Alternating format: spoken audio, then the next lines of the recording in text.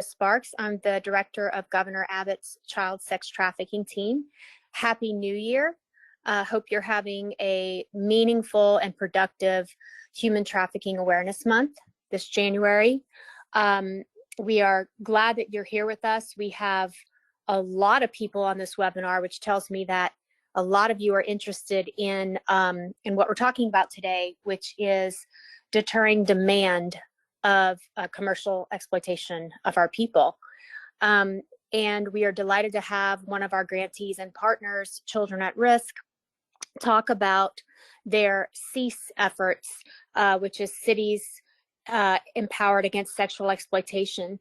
And, we decided a couple of years ago that as the CEASE cities were kind of dying out, we wanted to reignite this effort and actually make it bigger and better because, we are Texas. So we decided to do CEASE Texas, and Children at Risk said, yes, we'll do it. And so now we have 5 or 6 cities involved actively in counter demand efforts. And we're just so delighted to have Jamey and Caroline and Alyssa share progress that's made so far, things that we've learned, any shifts in perspective and practice around the counter demand efforts, and where we're going to go in the future with this. It's hugely important, as you all know. If we didn't have a market for commercial sex, we wouldn't have sex trafficking and exploitation of people. So as part of our monthly webinar series, welcome. We also have many other things going on this month. Please check out our website.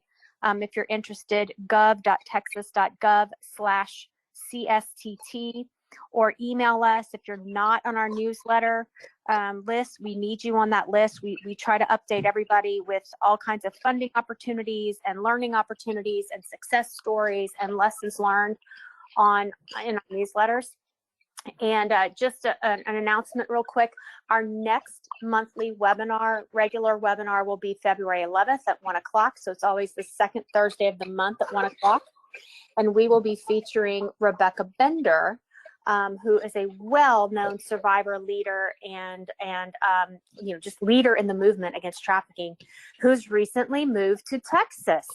And we're so delighted that she is now a Texan and is going to be doing great things in our state and from our state. So we will be hearing about Rebecca Bender's initiatives as she has them now, and what might be the future for them now that she's in Texas. That will be February 11th at 1 o'clock. And just another reminder, if you have questions, and I'm sure you will, because this is going to be great cutting edge information, I think, for all of us, please put them in the questions box or the chat box. Jordan will be looking at those, and we'll try to answer those toward the end of the webinar. We'll have some time set aside for Q&A. All right, and with that, I will turn it over to our Children at Risk partners. Thank you so much, Andrea, and thanks to everyone for being here. It's an honor to be able to present to you, and we are so grateful for everything the Child Sex Trafficking Team does, everything the Office of the Governors does, and we're so thankful for your support. Just to give you kind of a 50,000-foot view, I'm going to go through additionally some slides explaining the anti-demand concept.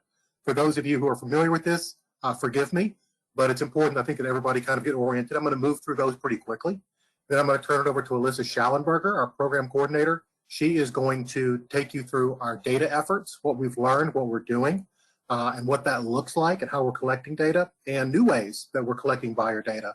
And then Caroline Roberts, staff attorney, is going to come on and talk specifically about what we're doing with cyber patrols, what that looks like, lessons learned, and our plans for expansion. And then we'll wrap up with a slide of the challenges that we're facing and overcoming with CEASE Texas through the help of all of our partners. So next slide, please, Alyssa.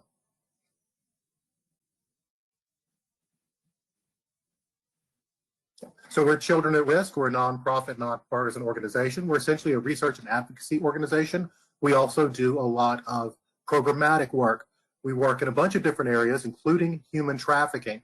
And when it comes to our human trafficking, demand underpins all that we do. It is the foundation block of our approach towards sex trafficking and our approach to being anti-trafficking and our approach towards ending human trafficking. And we are trying to, with the governor's office's help, take a strategic approach to create a statewide network to end the demand for human trafficking victims. Next slide, please.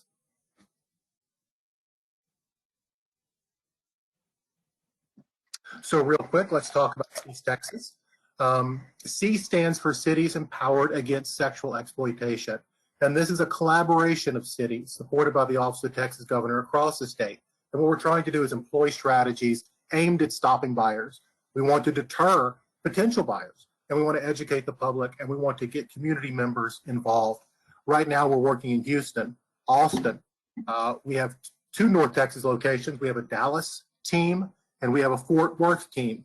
We're active in San Antonio. We just got up and running in Corpus Christi this fall, and we'll be expanding into San Angelo and El Paso in the spring, and Caroline will tell you more about those expansions.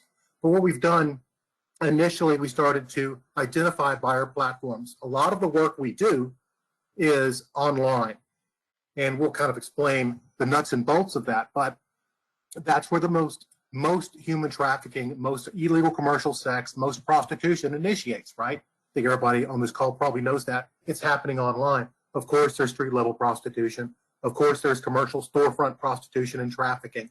But the majority of transactions to purchase a trafficking victim, well, they're happening on designated websites. Think Backpage, which was seized. And I say this in every presentation. You know, before Backpage was seized, in its heyday, Houston had 500 unique ads a day. They were paid for. Dallas per capita had more. San Antonio had hundreds. Austin had hundreds. And when the government seized Backpage, which was a great cause for celebration, it was a wonderful thing to end that method of exploitation, that Walmart of exploitation, or that Amazon, I guess, of exploitation. But the buyers didn't go away.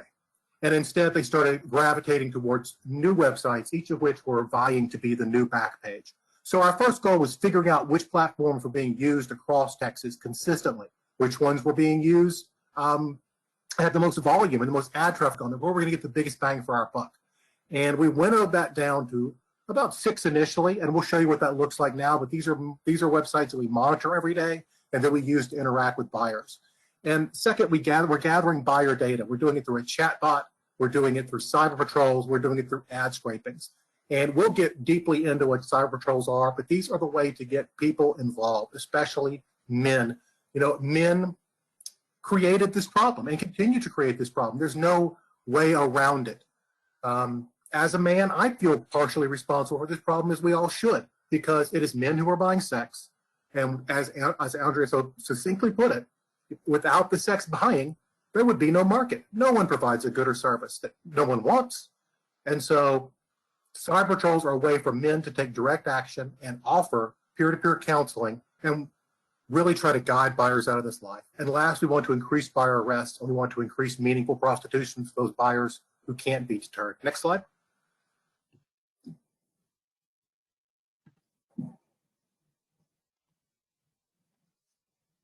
So real quick, what we're talking about, this is a very, very simple description of what a market will look like. Every market for anything is going to have a supply of that good or service, whether it's widgets or t-shirts or whatever it is. And in this case, when we're talking about the illegal sex economy, the illegal sex market, that supply is people. Every good or service has a distribution network, whether that's online or brick and mortar or whatever it is. And in this case, the distribution network, people who are distributing the supply of people, well, that's pimps and traffickers.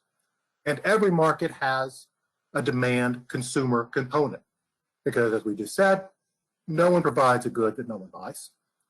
So the demand really is driving this. And in Texas, we've worked hard. Most efforts historically have been directed towards the supply. Street level prostitution interdiction, street level prostitution arrests, arresting victims. It doesn't work, right? They are fungible, they're replaceable. There seems to be an endless supply, and we're re-victimizing them. It does nothing other than perhaps momentarily keep prostitution out of a street level area, but it does nothing to address the overall problem, and it re-victimizes victims. What about arresting pimps and traffickers? That's a great idea, and that absolutely should be done. But we will never arrest our way out of this problem by arresting pimps. We should still continue to direct a lot of focus towards that. But but it's a very lucrative criminal career. These cases take months to make. They often hinge on victim testimony. We simply don't have the capacity or the resources to end human trafficking by arresting pimps. But buyers, that consumer market, if we can shrink that, we shrink the overall sex market. And that's the vision of Cease Texas. That's the vision of what we're doing today and what we're doing every day, is to end the demand, deter men, arrest men, change the culture. They are fueling this illicit market with their sex purchases. Next slide.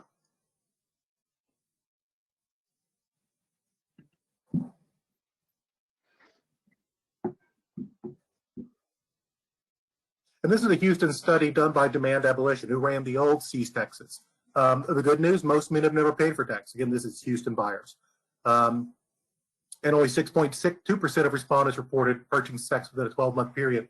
When we start really going into those numbers, a third of Houston buyers, or Houston men who were surveyed, a third of Houston men surveyed could envision paying someone to have sex when the circumstances were right, probably meaning if they knew they wouldn't get caught. Almost 20% had looked. So they've done a little window shopping in the past year. They've looked at these ads. And back then, back at the time this study was done, Backpage was active. So they wouldn't have to look too hard. And over 12% actually contacted an ad or actually paid for sex. Next slide.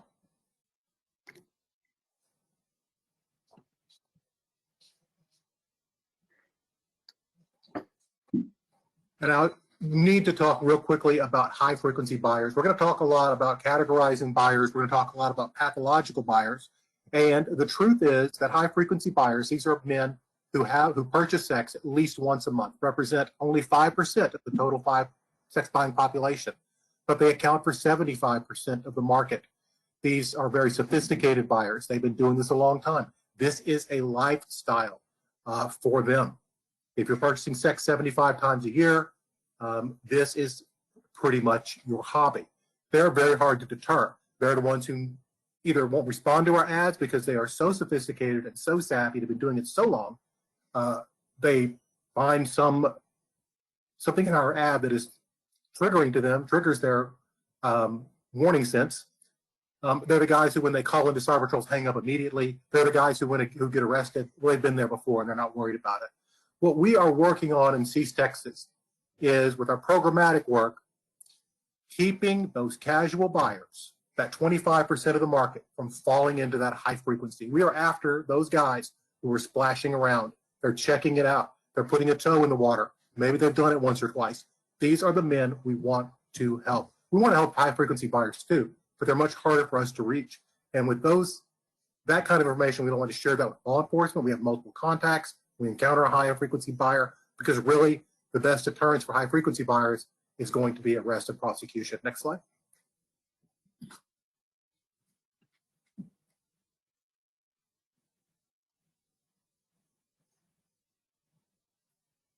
And this is from a study by Professor Farley, who did a study of Johns, or she used the word Johns, we would use the word buyer.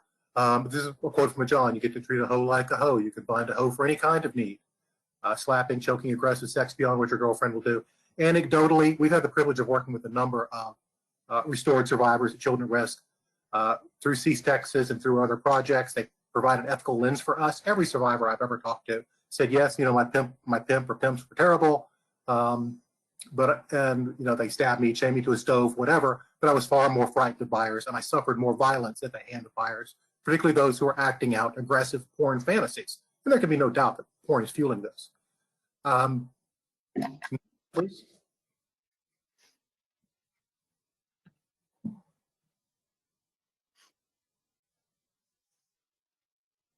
And so what's driving this? We're going to look into this, but the main driver of sex buying is normalized beliefs about the sex trade. That women enjoy the act, that it's a victimless crime, that their buyers are merely taking care of their needs, and it's a transaction. It's just guys being guys, and it's not harming anyone. Pornography consumption is another driver. Networking with other buyers, and there are plenty of buyer sites. There are sites where men go, Rub Maps being buyers who go to massage parlors being one, Etsy being another, where buyers are actively trying to bring other men at this lifestyle and help them with their sex purchasing efforts. And of course, low impulse control is also related to sex purchasing. Next slide.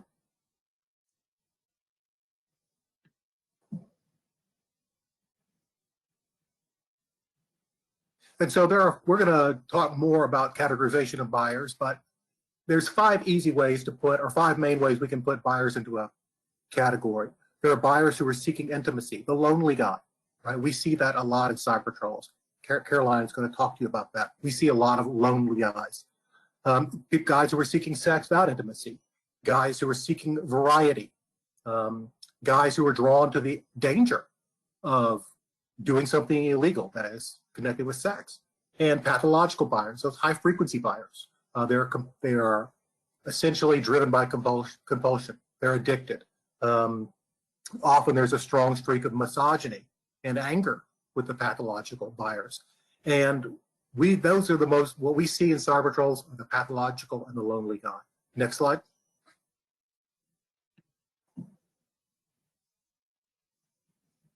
Alyssa's going to talk to you more about our chatbot and our newest developments with the chatbot. We pulled out some chatbot responses, and these are buyers who are texting in to our decoy ads we placed on websites offering commercial sex for sale. So we post those ads up there using decoy photos, ethically sourced, and when guys text in, they talk to our chatbot.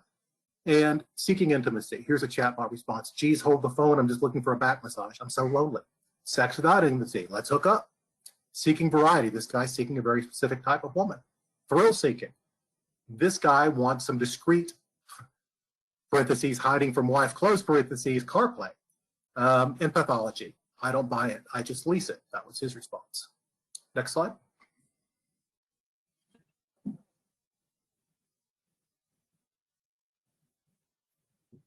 And these are some comments from high-frequency buyers in recovery from a study in Canada. And we won't go into all of these, but the common denominator with all of these buyers is they all have nagging doubts in the back of their minds, and they all had to use rationalizations and justifications for their behavior because they knew deep down that this wasn't right, that they were exploiting someone, that they were victimizing someone, that the person that they were purchasing wasn't enjoying it. And they weren't here either because of choice, or because they were there because they had no choice, or they had because someone was making them, or they were there because they had no choice because of their circumstances. And you can see this. I had this fantasy I wasn't exploiting them. I had a fantasy they were enjoying what they were doing. This guy almost made it more exciting to know that the women were being abused. But this guy, it was much easier just to forget about it. Go ahead and do it and not have to deal with it and think about it. And the last buyer, I just blocked it out. These misgivings, these doubts, this spark of humanity, that is what we are trying to connect with when we engage in cyber patrols, and that is what we were training our patrollers to do. Next slide.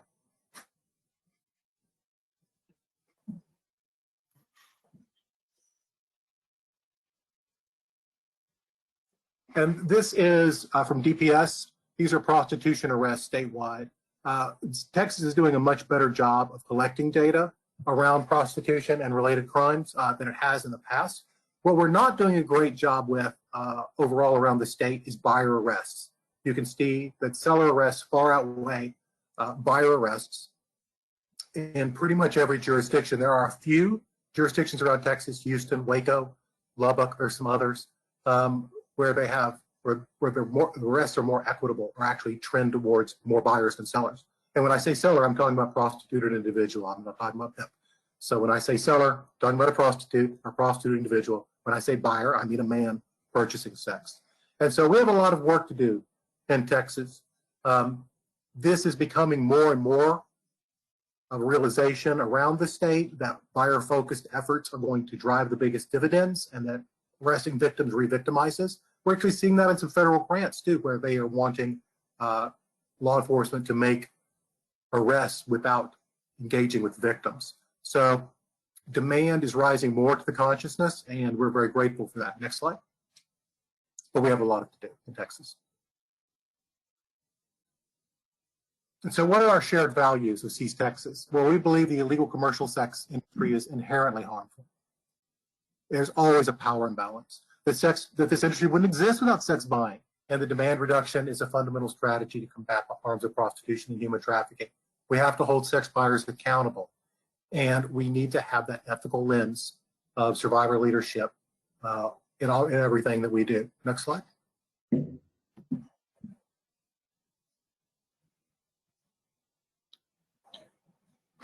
And so when we started putting together Cease Texas, we realized that an anti-demand strategy has to be comprehensive. And this is kind of what we envision and what we model our Cease Texas strategy after. It has to be survivor informed. There has to be buy-in by law enforcement and prosecutors. There have to be policy changes to increase buyer accountability. It has to be sustained by coalition building and citizen-driven buyer deterrence.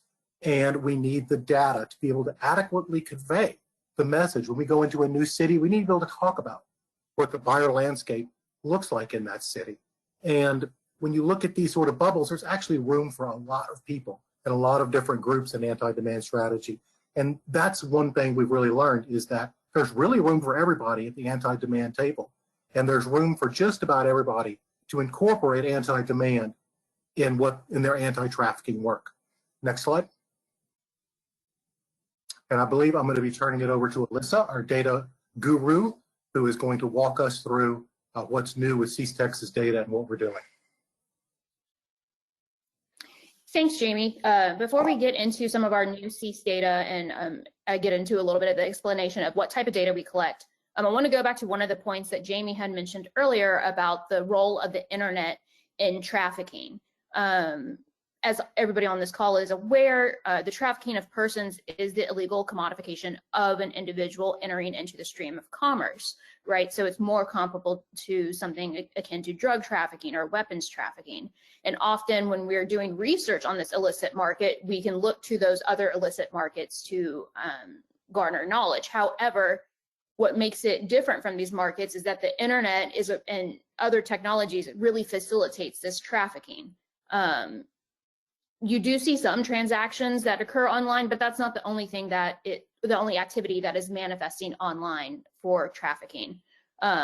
You're looking at social media and streaming platforms where grooming and recruitment of victims can happen. There's also advertising with direct online ads, which is occurring on the regular Internet of Things as well as the deep web. And this is where the vast majority of our Cease data actually comes from, is the direct online ads that are on the internet that you and me and everybody else can Google search and find these websites. As well, there's also the performance of exploitative acts which all occur on these websites. This can be anything from cam work to text-based chats and phone lines that are operated. And so prostitution, along with a vast array of both licit and illicit marketplaces, has really made this red district become online, or red light district come online, right? You can Amazon Prime anything that you want and have it delivered to your doorstep within a day. You can just as quickly go onto these websites and see the victims that might be exploited in a community.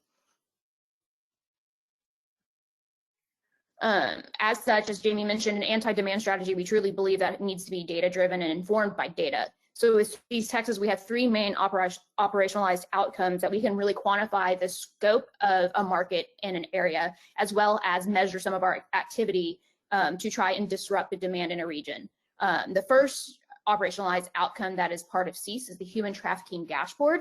This is a web crawler that scrapes across several different websites. It looks at Harlot Hub, Skip the Games, Mega Personal's Craigslist, and we're also in the process of adding an additional website as well. And it is scraping in all of our Cease regions. It is in Austin, Houston, San Antonio. We are still scraping in Galveston, Odessa, Fort Worth, El Paso, and Corpus Christi. And we also really believe in sharing that data, so our Cease partners have access to all this data that we're scraping. In addition, we have a Cease Texas chatbot. And this is, the chatbot has really, through the years of Cease, has evolved. Initially, it was a very basic chatbot where it was not operated by AI, it was operated by just a function of rules. So when it was easily programmed to where when one message responds, we could easily just send out one deterrent text. And we were really trying to target that casual buyer and try to introduce some form of cognitive dissonance to hopefully dissuade them from seeking to purchase commercial sex again. However, we have expanded that chatbot, and it has given us an opportunity to expand our knowledge on buyers and their motivations and their behaviors and how they enter into this marketplace. And I will go into a little bit more detail of that in just a few minutes. And our third final outcome that we have is live cyber patrols. This is our citizen-driven deterrence efforts. And Caroline will really be delving into some of the aspects of this.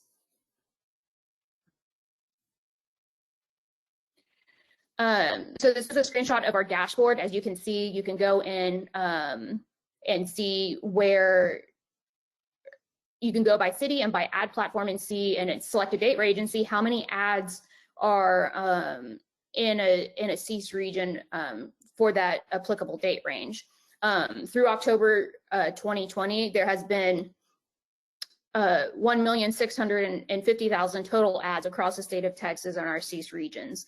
So as Jamey said, even though Backpage, when it was seized, that was a reason for celebration, that market never dissolved. It really just fractured and was displaced into these varying websites that are now on the internet. Here you'll see that there's only 4 of our cease regions. These are just 4 areas that we have been scraping for the year of 2020. As Jamey mentioned, we have added some new regions to our dashboard, so they weren't, we had not been scraping them for all of 2020. They had been for the last half of 2020. This top chart, you can see that North Texas and Houston both are leaders of the pack as far as just total unique ads per month raw numbers. And by the way, we consider North Texas to be both Dallas and Fort Worth because physically speaking, it's just very hard to disentangle the two, and you'll often see some overlap of who is advertised on those platforms. However, when you see the order change just slightly when you start to standardize these numbers per 100,000 citizens, again, North Texas region is in the top, but actually Austin edges in front of Houston. So again, that number can range per capita, and it's just one way that we can get a baseline measure of what does the demand look like in one marketplace, in one region. If you have heard any of us talk, one of the projects that we have been working on that is one of my pet projects is looking at both the emoji and the emojis that is within an ad, as well as the text that is in the ad.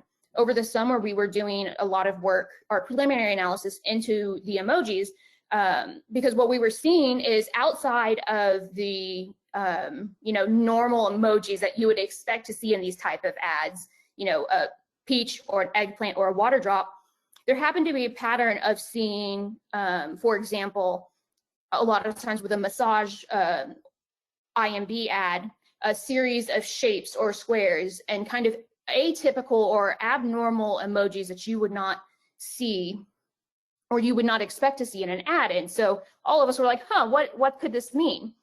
And there had been a little bit of research that had been done in the domestic minor sex trafficking realm, but it hadn't been looked at trafficking just generally and at all direct service online escort ads. And when we did our analysis over the summer, we did not we just looked at all ad types, and we kind of saw the similar pattern of all we saw was a group of words either in pairs or in groups of 3. They were a series of words that you expected to see in a sex ad. And we had to take a step back and say, okay, maybe there is so much, and there's nothing really illuminating as far as, is there some secret code with the emojis? Do the emojis or a set of phrases, is this disguising or trafficking indicators? And so we took a step back and said, okay, let's go from square one again. Let's look at the content of these ads and let's see if there's any sort of ad types. This was my prediction. I look at the ads to be able to craft decoy ads, and I was like, I kind of see a similar pattern pop up. I wonder how many different ad types there are. And so after looking at about 350 ads, I came up with these 10 different ad types. And so for example, like the explicit ad short offer would be a very short amount of text with an explicit offer that I won't go into detail about what that might say, but it would be no questions asked. This is an ad for sex. The travel ad would have language that would indicate that somebody was moving in a certain region or was traveling on a circuit. And so you would see, you know, in town for a few days and for a limited time, language akin to that. And you might see a series of like airplane emojis that accompany that text. The third type being the long form paragraph. This would be, the way I describe it, is just a very long paragraph, rambling. There's almost no emojis in the ad. And for our analysis, it may not necessarily indicate that there's trafficking activity in that ad. The fourth type is what I would call trafficking indicators. And I say trafficking indicators to include indicators that have already been researched and included in studies that indicate that there could be trafficking activity. This could include an individual's movement being restricted. And so, for example, it might appear in the ad that the provider is offering only out-call or in-call, services and not out-call. So that might indicate that her movement or his or her movement is restricted and is not allowed to go to other locations. Another one was if the ad mentioned that if it was an ad for one person but said, ask me about, you know, two girls, that was another indicator that had been validated by prior research as a trafficking indicator. And the third one was actually the language of the ad itself. So looking at that ad, and if there's any third person language or it switched from first person to third person, that could indicate that somebody else had written that ad and that was a validated trafficking indicator. The fifth type was online services and social media. So the primary purpose of the ad was to offer, say, Snapchat or cam services and the like, photos for sale as well. The sixth type is what I call appears independent, literally because there was a pattern that would say 100% independent, no pimps, no drama, no cops, and it was very formulaic, the form of the ad. The sixth ad was massage as an IMB. And again, it was just the illicit commercial front of an illegal massage businesses that was advertising on these direct service sites. One being, the next being massage solo. And then one that is really illuminating for trafficking, the last one being a minor indicator. So often there would be language in the ad or the combination of height and weight, which could correlate with a minor that is being advertised in the ad. And when we were looking at these ads, I had to assign at least one type, if not two, to be able to adequately type these ads. And so you'll see here, you know, this language here, hey daddy, is often an indicator that it could be a minor, as well as the correlation of 5 feet or less and 99 pounds. These two combinations together had been validated by prior research as being a minor indicator. And then asked about two girls, again, was the trafficking indicator. So this is what I just labeled as the primary ad type being there's a chance this could be a minor, and the second type being a trafficking indicator. Well, what does this mean for our emoji analysis? Well, it just means that we can then train a computer we can take the ads that I have been coding, train it based on these ads, what patterns of language to look for. The program then sorts those ads into ad types, and then we can get more meaningful analysis from this. And so that is the step that we're currently at in this emoji analysis.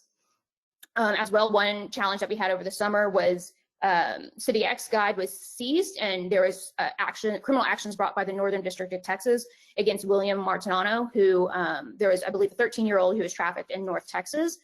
City X Guide, it was not only the online promotion of prostitution and racketeering, but the ads were purchased using closed loop gift cards. And so those closed loop gift cards were used for both smuggling and for money laundering. And over the course of 2 years, ad space that was purchased on City X generated over $21 million for Martinano. This was a big impact for us in data collection because City X Guide was the easiest site for us to get on. The only obstacle being we had to pay for the ads, but it was as easy for us to go buy closed loop Lowe's gift card on Amazon, have it sent to an email, and then our account was almost instantly loaded. There was no verification process to get on that website. Since City X has been seized and with the FOSTA-SESTA legislation, most of these sites to have some appearance of complying with the law will ask for providers to upload their ID, upload their picture, holding a piece of paper with a phrase, or even uploading a video saying they affirmatively have not been trafficked. As you can imagine, this has made our job harder because we don't want to put anybody's private information or upload somebody's personal information as their face onto these websites. And it's been a slow process, but we have finally made a crack on getting onto some more websites, but it's taken over 6 months for us to make that progress. As you can see here, this chart is just showing the Skip the Games activity in Houston, and you can see the 200 here, right around here was when City X Guide was seized, and ads still were increasing. So even though City X was seized, we saw displacement onto other sites, and on other chatter boards, we saw that a lot of providers had moved to dating apps and other various cloud-based services to avoid law enforcement detection. Because of this difficulty, we, in this last part of 2020, had a hard time running our chatbot because we didn't have any ads that we could post.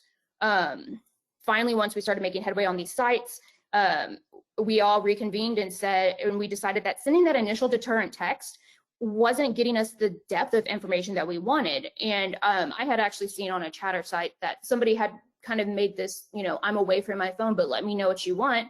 And that's what they used actually to screen possible buyers who they wanted to possibly contact to meet up with. I said, you know, that's kind of genius. Let's see if these guys respond. And I'm always shocked that these guys will sometimes respond either to our chatbot or to cyber patrols, but they do respond.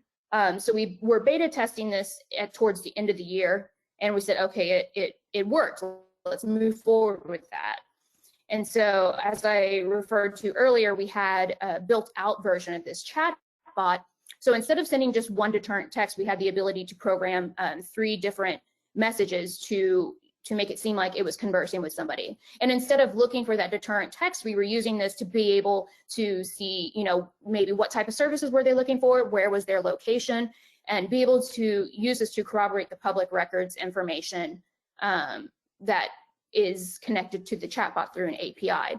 And we are still in the, I have an ad in both Austin and Houston that we are beta testing this chatbot 2.0, if you will. But you can see here by these screenshots, the possible buyers are interacting with the chatbot and answering the questions. So it's an exciting thing to see, not an exciting thing to see, but from a research standpoint, to be able to get this depth of information interacting with buyers when they tend to try to hide their efforts is just encouraging to see so that we can drive policy better. And I will now turn it over to Caroline, and she will discuss the cyber patrols. Thank you, Alyssa. So first, I just wanted to go through the cyber patrol objectives. So number 1, disrupt the market. We've talked about this a little bit. Our cyber patrols are mainly targeting those low frequency buyers, although we're also hoping to, you know, kind of be a thorn in the side to those high frequency buyers. And also, you know, pose a challenge to them. But those low frequency buyers that, as Jamey mentioned, they might just be getting into this behavior, or maybe they are, you know, returning to it. The person who's seeking intimacy or dealing with loneliness, that's a really common conversation that our cyber patrollers have. And so maybe they, this isn't something they normally do, but the loneliness has gotten to a point that they are, you know, taking this act that they probably don't even really agree with, or, you know, they kind of know that it's wrong. So they're going to be the ones that are most receptive. And for some of those high frequency buyers that are just, you know, maybe even dealing with a pathology, that is really the place where, you know, we believe that law enforcement comes in. Interaction with cyber patrol volunteers, again, creating that pressure, that cognitive dissonance. You'll see in in a chat below what that cognitive dissonance really looks like. They also remove the anonymity for the buyer. They're, maybe really making them feel that threat of arrest, but also just kind of the feeling of knowing that, someone else in your area knows what you're doing or disapproves of what you're doing, and really fighting that normalization that we see, especially on the buyer forums where they talk about, hey, this is something that all guys do. That's not true. As you saw from the numbers that Jamey talked about. But then we're also deterring using compassion and grace, and we'll talk a little bit more about that. We are supporting law enforcement. We are not replacing law enforcement, but they increase the cost and perceived level of threat, and therefore are a deterrent. And then finally, changing the culture. So here I say micro changes. That micro change is the change within our patrollers. Many of them, of course, all of them have a heart for human trafficking. Many of them actually mentioned that their spouse was really passionate about human trafficking, and they were so, moved by what they've learned from their spouse that they wanted to get involved. And then it becomes a life-changing thing for them, and it becomes something that they want to talk about, and that spreads throughout their friend groups. Their friends want to join the patrols, and they want to do recruiting. So that, spreads out to the community, and it becomes a macro change, as well as hopefully, they're changing the culture through their conversations with buyers as well. And then also breaking myths such as that of, the victimless crime, prostitution is a victimless crime. The myth of, boys being boys, locker room talk, etc. Really breaking those misconceptions or problematic beliefs down, and explaining to buyers, hey, it's actually not a victimless crime. Next slide, please.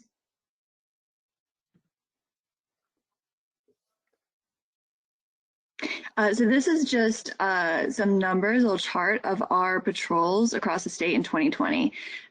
We will talk about some of the challenges, but I think COVID-19 has posed a challenge for all of us. So you see Houston's numbers look a little bit small, but it's actually in the Houston area, we switched over to doing these virtual patrols, and they have been, our Houston team has just been fantastic and so reliable in supporting those virtual patrols. Fort Worth has done a ton of patrols. Georgetown, they've also been just rock stars. And we are just so pleased with everyone. For our Dallas and Corpus Christi teams, they just got started. Really proud of what they've been able to do as well, especially our Corpus Christi team and the number of disruptions they've been able to accomplish. The other thing I wanted to mention in regards to our virtual patrol is that it also really was a good chance for guys across a number of different cities to come together. Normally our patrols, they meet the people on their patrol, but they wouldn't necessarily be meeting people from the other cities. And this gave the guys a chance to learn from other teams and really feel like a statewide patrol and mission. Next slide, please.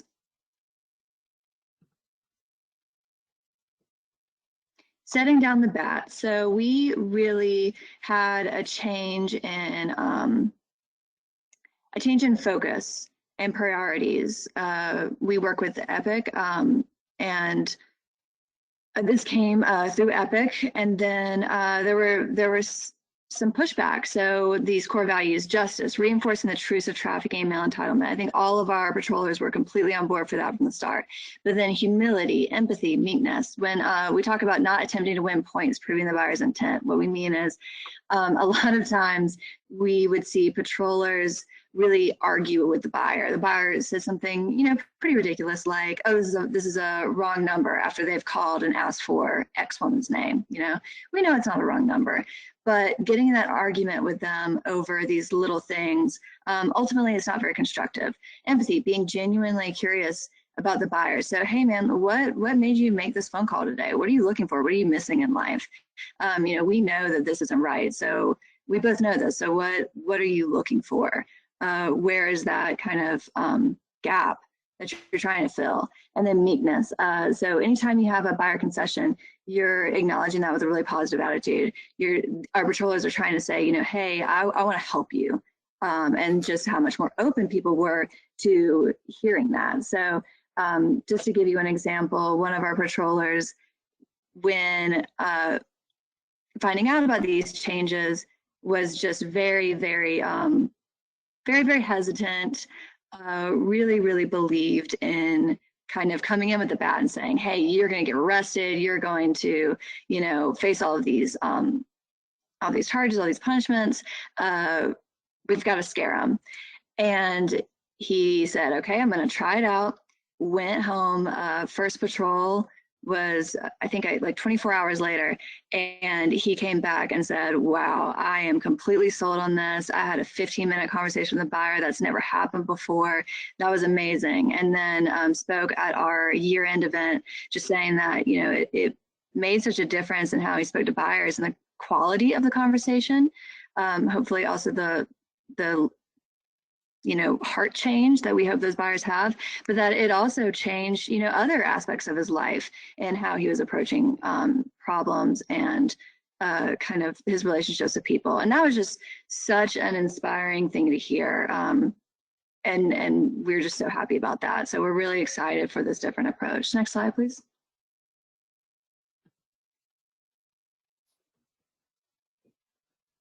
This is a good example of setting down the bat. So this is one of our patrollers. I know it says Detroit, but we get calls from ads all over the US, but it's one of our Texas patrollers. So, you know, he starts off saying, you know, hey, this is illegal. And he's telling him about human trafficking. Did you know that, you know, many of these people are minors, they're starting off as minors, that they're enslaving women. You know, a lot of these girls are forced to sell themselves by pimps and they don't get all this money. You know, and it's really like hitting home what it's really like and trying to, you know, give the buyer the benefit of trying to arouse empathy in the buyer. So then he says, hey, you know, we're just trying to help men make better decisions. So it's not condemnation. It's not, you know, we're not playing, for instance, law enforcement, because, you know, we completely respect law enforcement playing that role, and that's so important, but we know we're not that role. And then he's, you know, asking him personal questions. Can you go next slide?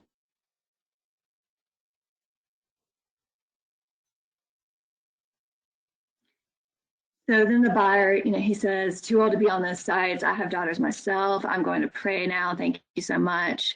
Then our patroller is talking to him again and rewarding him, saying, you know, oh, that's so awesome that you are wanting to pray. That's an awesome idea. You know, can I get resources for you? What's your first name? Again, trying to connect, Calvin. And then he shares some resources and he asks if he can get back in touch in a couple of weeks. Because we do have their numbers, and so we get back in touch if they say that they want us to. But it's a very, you know, trying to connect with them. We have other conversations where, you know, they're actually saying, you know, what happened, and they're like, oh, I just got a divorce. You know, I've been really lonely. I've been really angry, and this is something that I've been trying out, and really trying to convince those people, hey, this is not the answer. But we're really happy to try to help you find the answer, as opposed to just, you know, hey, we're coming in with the bat. Next slide, please. So really quickly, this was our year-end event where we were all coming together. This patroller, he cannot get enough. So he's been patrolling at least once a month. He's attended a number of our trainings to actually become a trainer himself. And in that case, he's getting 2 patrols a month, and he is like more, which we are just so impressed and proud of. And then this was his kind of testimony at our year-end event of what the patrols meant to him and just the impact that they had on him over the past year.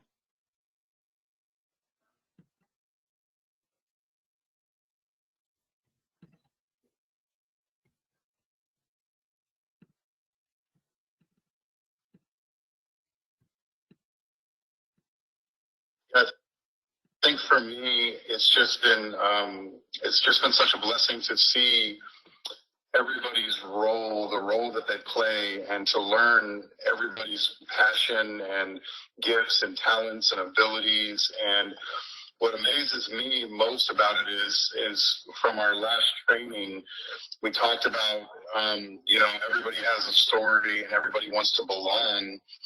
And I just think it's so cool that we are trying to reach into people's lives and kind of help them to understand their story and connect with them on that level, and to kind of bring them into a place to where they can belong to something that's greater than, human trafficking and these websites and things like that. But in the midst of it, I personally feel like with the whole community aspect that we're developing, that that I belong, that I'm experiencing the same sense of community and belonging, and just personal growth and personal challenges that you guys, just being around you guys is extremely challenging, but in a good way, because it's like, wow, these passions and these perspectives and these lanes that we run in, and just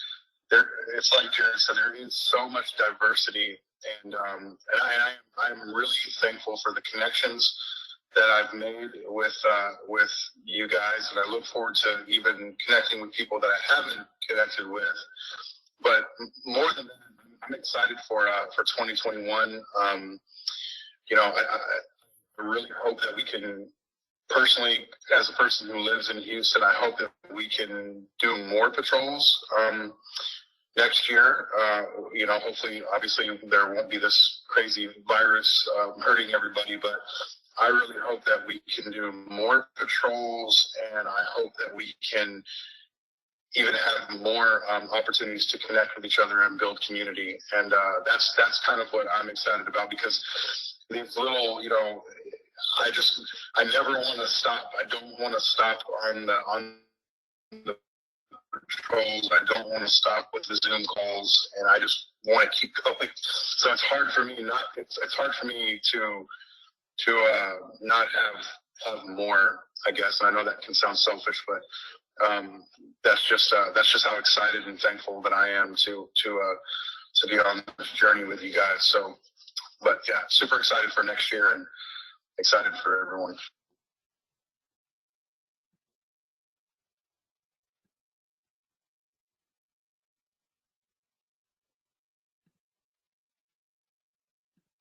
Thank you, Alyssa. And we're just so happy to hear that. And just so excited for this new direction that the patrols are going in. Really, really proud of the culture that we've built, and so proud of the patrollers and their passion for the work. So now I'm going to turn it over to Jamey to talk about expansion. Thanks, Caroline. We'll move through this pretty quickly. We're going to be expanding into San Angelo, which is part of the Permian Basin, in March 2021. One of our team leaders has good contacts there. So one of the biggest challenges we have, we come into a new area, is getting that buy-in. We need other organizations to help us. We need a space. We need recruits. We need men who want to do this. And we want to build a coalition of like-minded folks. And so we get a jump start in San Angelo. We've had our eye on the Permian Basin for a long time. I know the child sex trafficking teams had their eye on the Permian for a long time. We've made previous efforts in other areas, and we couldn't ever get any traction there. So we're excited to be moving into the Permian. And El Paso in May 2021. This will be a new region for us, just like San Angelo, a new region area of the state. And we're really excited to have and to see what it's like closer to the border. And possibly we would love to do some Spanish language cyber patrols if we can get that going as well, or at least Spanish language chatbot, and start reaching all communities in Texas and protecting all the women in Texas. Next slide.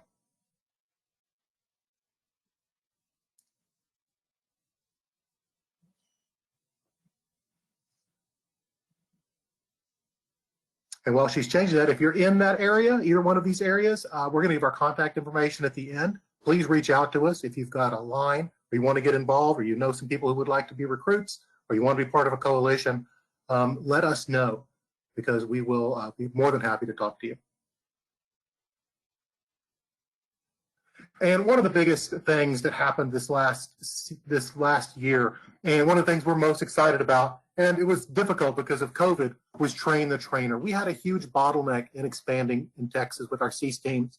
And that big bottleneck is we're working with EPIC, who pioneered this Cyber Patrol approach, but they're in Portland. And when we wanted to train, we either had one trainer in Texas, or we had to fly folks in from Portland, and coordinating that and getting everybody together and paying for that, the whole thing was a problem. And of course, EPIC's not just going to Texas. They don't want to, they're all over the country. And so it made coordinating these trainings, we're bringing in new men, more difficult. And with EPIC's new training that's put down the bat, it's a much more in-depth, focused training that requires specific training before you can train.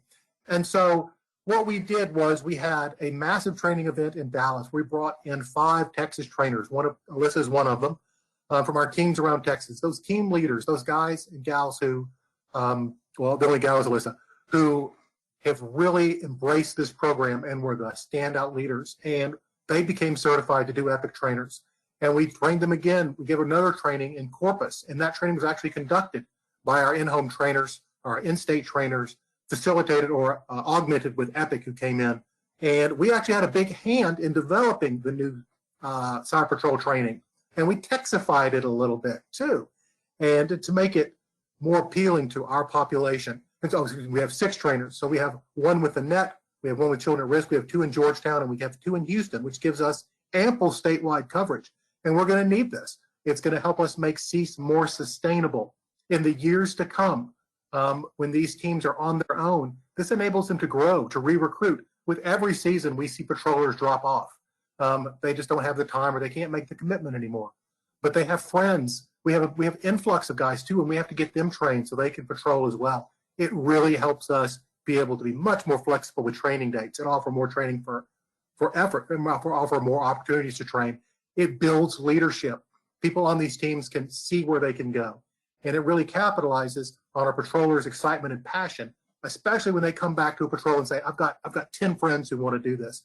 Instead of saying, well, maybe 6 months from now, we can see what it looks like about getting EPIC down here. We can say, okay, well, I'll tell you what, let's do it next month, because we have that training capacity now. It is going to be the game changer for us in expanding CEAS. And it's enabled us to have 2 teams in Austin now. We have 3 teams in North Texas. We're going to have 2 teams in Houston. And so even in the cities where we're already established, we're seeing this effort multiply. Next slide.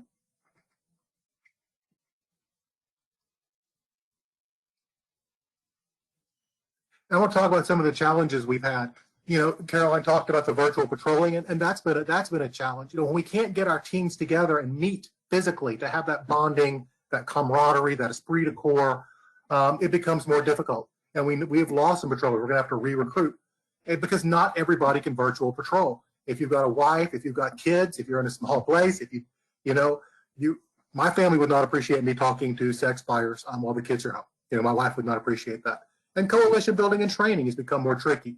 We've followed CDC guidelines. We've managed to make trainings happen in Dallas and Corpus, but there's no doubt that COVID has been a challenge. And one thing I want to talk about real quick as we look at COVID and the pandemic is we could be looking at, and I don't mean to exaggerate, but a tsunami of exploitation in the years to come because of economic upheaval. And we're seeing this reflected in some of our data. You know, we're seeing buyers talk about pandemic and have you lost your job and can't pay off a bill and that sort of thing. We're seeing heightened pimp responses. And so the people who prey on the vulnerable are aware that circumstances are in a downward trend for a large segment of our population. And those people are going to be ripe for exploitation. I saw an article today on OnlyFans. They had 90,000 content creators a year ago, in December 2019. They have over 1 million content creators on OnlyFans as of today. Obviously, not all of that content is porn or exploitative, but a lot of it is. And we see more and more references to OnlyFans channels on these sites. And that is the first step towards becoming desensitized, becoming under pimp control, entering into a life of prostitution. So this anti-demand work is more important now, probably, than it's ever been. And our programmatic challenges, you know, we're expanding. We need recruits. In new areas, that's more of a problem than in established areas. But we have a challenge with sustainability. we want this program to exist past the grant. So this spring, we're putting together toolkits. We're going to work with all of our team leaders and our teams to talk about how they can fundraise, about how they can start taking on more responsibility, because we never want CEAS to go away. And that's true for the coalitions as well. So keep growing that home leadership, keep getting them to take on more and more the roles and responsibilities that we have. So that, and also that makes it easier on us as our teams become more autonomous. It enables us to expand more quickly. And in law enforcement buy-in, it's in various degrees around our CEAS cities, but we definitely need that in our coalitions. With data sharing, we're working hard to get more law enforcement buy-in, but we also understand that law enforcement is pulled in a lot of directions and has a lot of priorities, and that COVID has impacted them as well. We have challenges with our data, the website seizures that Alyssa talked about, and the difficulty of getting on these places to place the decoy ads. But there's some good challenges. Those are kind of the more negative challenges. But on the positive side, we're looking at opportunities to merge and link CEAS data with already existing data sets, including possibly some other grantees with the governor's office, so we can provide a comprehensive package and put a lot of data in people's hands who need it. And of course, we're always transparent. We're looking for new ways to share our data and expand our data. Next slide, please. And this may have been the last slide. And it is. And so if you want to know, if you want to see more in-depth CEAS Texas, more programmatic stuff, visit www.ceastexas.org. That's the website we've set up for CEAS Texas. Think Twice Texas is our deterrent site that we send buyers to when they text in. And Demand Abolition, of course, is the pioneer with the CEAS model. And there's my contact information, Caroline's and Alyssa's. And at the bottom, you see the national hotline operated by Polaris. If you have a tip or you see something suspicious, please call that number. And if you don't have it in your phone, I would encourage you to put that number in your phone today. So with that, that's the end of our presentation. I know we may have gone over a little bit, but if there's any questions or we have time for questions, we'd love to do that. Hey, Jamey, Alyssa, and Caroline, thank you so much. We do have a couple questions. For those of you who need to get off, please go ahead. We're recording this, and we'll send you the link. But I want to go ahead and pose these in case people want to stay. And the first one was, can you rename the cities in Texas that seem to be doing relatively well in arresting buyers? Oh, so Houston, and all of this comes with the caveat that my understanding is that patrol efforts are down. The sting operations are still going on, but around the state, law enforcement has the same constraints that we do and the same safety concerns that everyone does about COVID.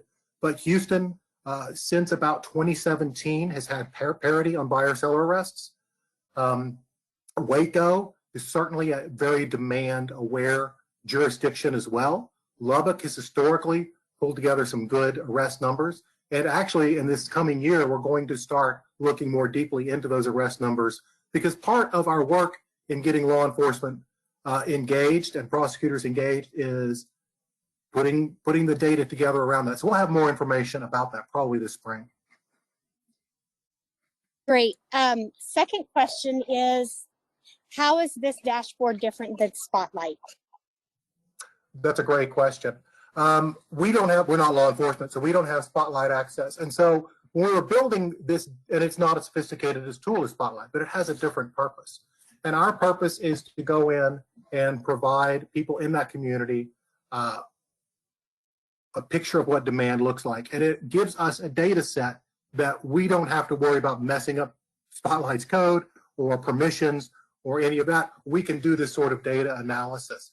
And we're very transparent with all that we do, and we share this data, and we'll even share dashboard access with all of our CEAS partners.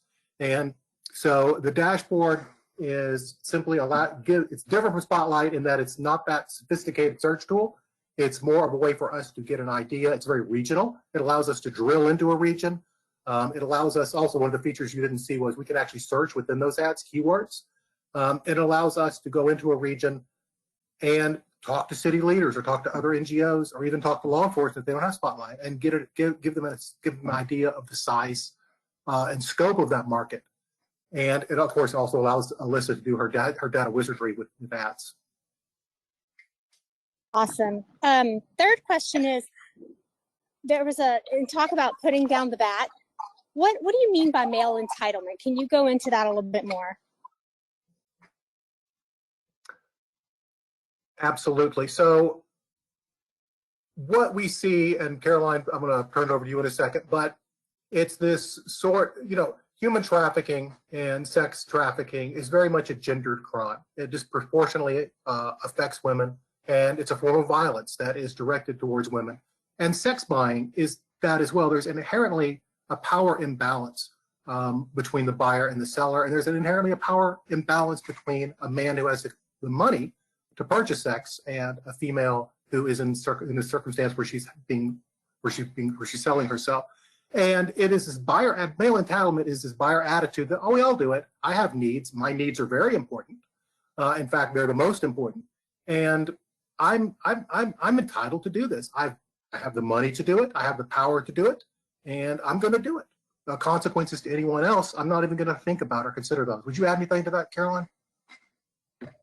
No, I think you said it very, very well, Jamey. Exactly that I am entitled to sex. I'm entitled to another person's body if I pay for it. I think to give a little bit more context about why we say putting down the bat, a lot of what we see when we are dealing with volunteers before they go through the training, while they're well-intentioned, as Caroline referenced, you say, hey, why are you here? That's always one of our icebreakers, where'd you come from and why are you here? And they're like, man, I heard about human trafficking. It makes me mad. I just want to bust down somewhere with a bat and, help save those girls. And one of the things that they learn through the training, and that I like to push back a little bit, and on that thinking is, you talk about wanting to do this and thinking about your daughters being in this position, but what if you raised your sons differently so you didn't have to think about your daughters being put in that position to begin with? So that's really what we mean by putting down the bat, is that culture change. You love that. Love that. Okay, 2 more questions. One, is there an opportunity for smaller communities that are adjacent to C cities to get involved, i.e. Ellis County next to Dallas? Yeah, absolutely. By either joining into an existing CEAS team, either in Dallas, or you don't want to travel to Dallas, we can definitely talk offline about expansion teams. Like I said, we were expanding in Austin. We now have a team in Georgetown and in Austin. So we're very good with satellite. We are very receptive to satellite teams as well. One of those silver linings of COVID, right? You have to adapt virtually. Okay, that's exciting. That's really good to know, because we've had a lot of interest at the governor's office from people all over the state. And the last question is, how do you handle seeing some of these images, and how does your Cyber Patrol members deal with it? I guess some people on the webinar were pretty jarred by even the language around the ads. Our patrollers, the images are all blocked during patrol. We don't want that kind of distraction, and we don't want to subject our patrollers to that. So they don't actually see the images on the ad. Those are screened out on the software platform. We have to look at a lot of it, particularly Alyssa.